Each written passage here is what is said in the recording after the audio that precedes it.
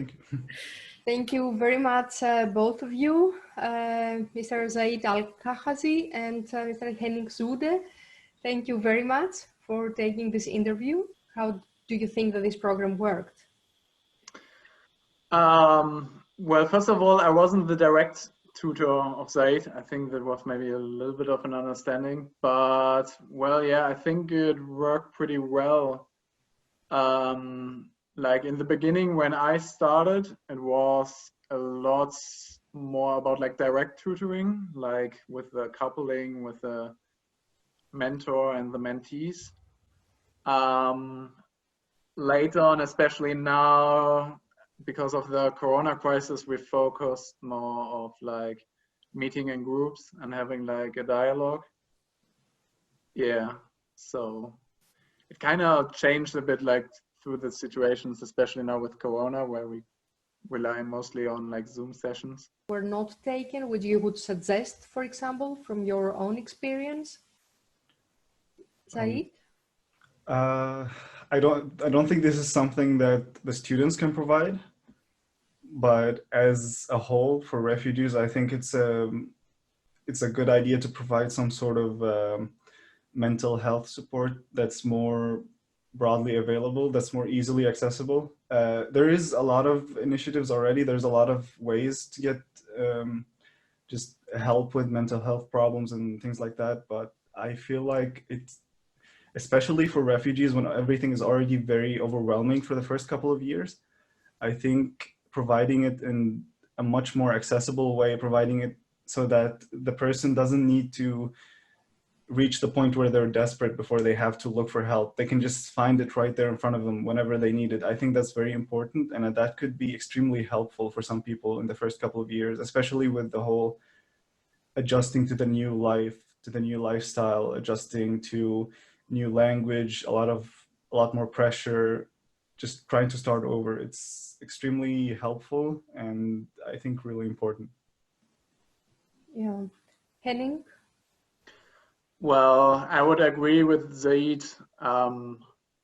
It's hard for me to evaluate how much mental health would be a problem, but from the perspective of a mentor, it's sometimes hard to tackle some problems, and the only thing we can do now then is like contact other places or contact other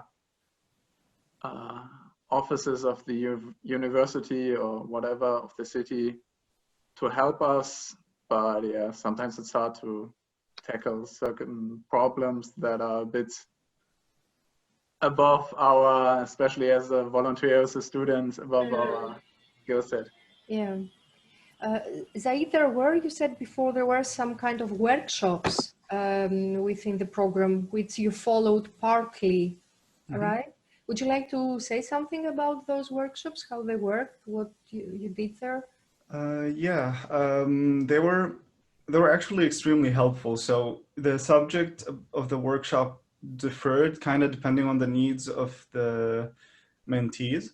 So if there was a lot of mentees looking for an apartment at the time, we'd have a workshop for how to properly formulate an email in German to explain your situation and like specify the information about yourself when you're looking for an apartment. And things like that things like that are kind of hard to figure out when you're first starting out with the language. So having the workshop was extremely helpful. I remember also there was one for, sorry, what was it? It was, I think, Excel and like just some basic programming skills that could be helpful in finding a job or just overall could be very helpful. And we also had workshops for writing our resumes, which was also extremely helpful, I think, because again, it's much different from where we're from, how we formulate resumes and how we write everything. And so having that knowledge actually helped me get my first job, just actually being able to write my resume properly and just knowing what to do and what to send and to where. And yeah, we had quite a few of those workshops, each time just tackling different subjects. Sometimes it's just a language workshop. So we would just sit around, we would have a subject picked already, and we would just discuss it in different ways. And sometimes we would have games and things like that, just to improve our language, but at the same time, without it being too boring. Mm. And I think that was great. We also had a few trips that were, I think, also amazing as being part of the program. They were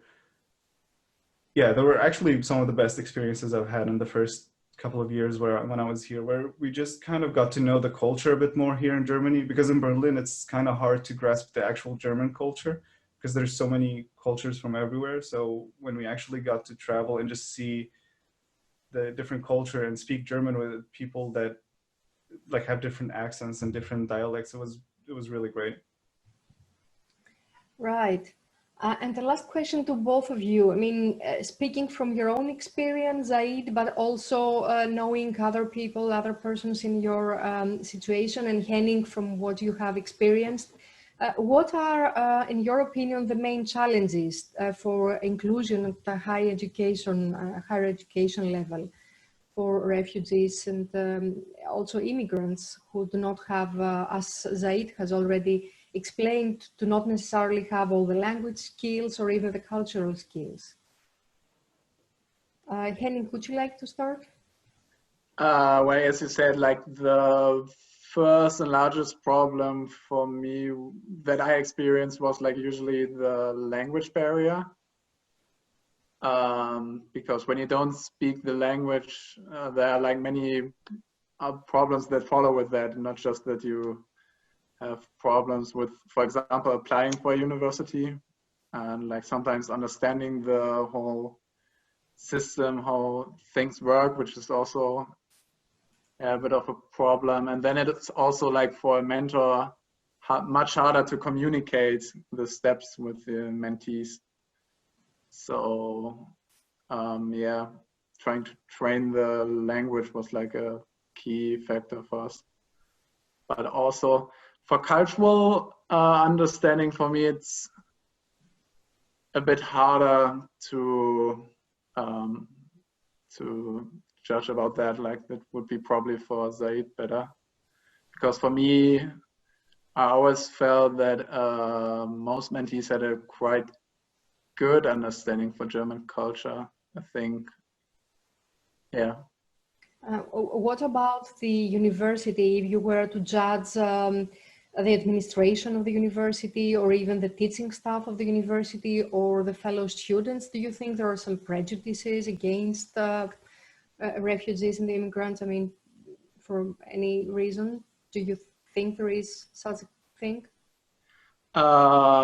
Yes, I don't know if I should get like too specific with that, but when I was helping one student applying for a university in Berlin, there was definitely some, there were like troubles with the applying for the university, and then we went to the administration office, and there was definitely certain prejudice mentioned, and it was quite bad, yeah. Okay. How about you? Do you think that you came any closer to refugees and migrants through this initiative? I think so, yeah, because the whole understanding gets much better when you're like a bit more involved in the problems of the mentees, but also if you're like in the dialogue with them and you basically understand that there are like many just prejudice that you probably have and that you probably get told of. I don't know how to say it in English. So yeah, I definitely think the understanding got better, yeah. Definitely. And Zaid, what about you? What about the challenges that you think there are out there when you wanted, or other fellow students like from Syria or anywhere else, they like to study and maybe they need to face those challenges? I would say I agree. Probably the biggest one would be the language. It takes, for me, it took C1 level to start studying informatics, which was challenging to get to begin with, and it takes a while. And I think aside from that, the challenges are somewhat minor in general. So once you get past the language barrier, the challenges are just getting used to how higher education is here. So for me, back home, going to university was kind of like a little bit close to going to kind of like school. So we would have everything organized for us. Everything is, you study this, you do that, and then you pass. But here it's all about just doing your own work, doing your own research. You have to be very self-reliant to be able to make it here. So I think just people need to be ready for that in order to make it. But otherwise, all the other challenges I think were very minor. There's nothing too major for us other than the language barrier. How long did it take you to reach C1 level? It's a bit complicated to answer because I did my B1 course, and then I did almost all of my B2 course, and then I stopped going to the course and I did C1 by myself. I just wanted to get the certificate to be done, so I studied for it by myself. I didn't go to a course. I think it took me about a year, give or take, until B2, I think, and then I finished C1 in about a month or two before I had to take the exam. Very quickly. That's very impressive. Yeah, speaking about German language, that's very impressive. I wanted to ask you, have you been studying back home and you continue studying in Germany, or did you start from the very beginning in Germany? How was that journey for you? I studied almost 2 semesters back home. I finished my first semester and most of my second one, but I couldn't complete my second one. Mm-hmm. When I came here, I think I had the option to maybe transfer some points from my study in Syria, but I chose not to because I knew here studying is going to be so different that even if I transfer the points, I'm not going to have the benefit of it because it's going to be, if I take it here again, it's going to be so different. I'm going to need entirely different knowledge, entirely different skill set for it. And so I started here from the beginning, and mm-hmm. I'm glad I did because now I can say that I have the proper foundation so I can keep going. And yeah. Great. Congratulations. Great. Yeah. We wish you all the best for the future. Thank you very much. Thank you. Thank you. Thank you. Thank you very much. We really appreciate it. Bye-bye. Cheers. No, pleasure. All right. Thank you too. Bye-bye.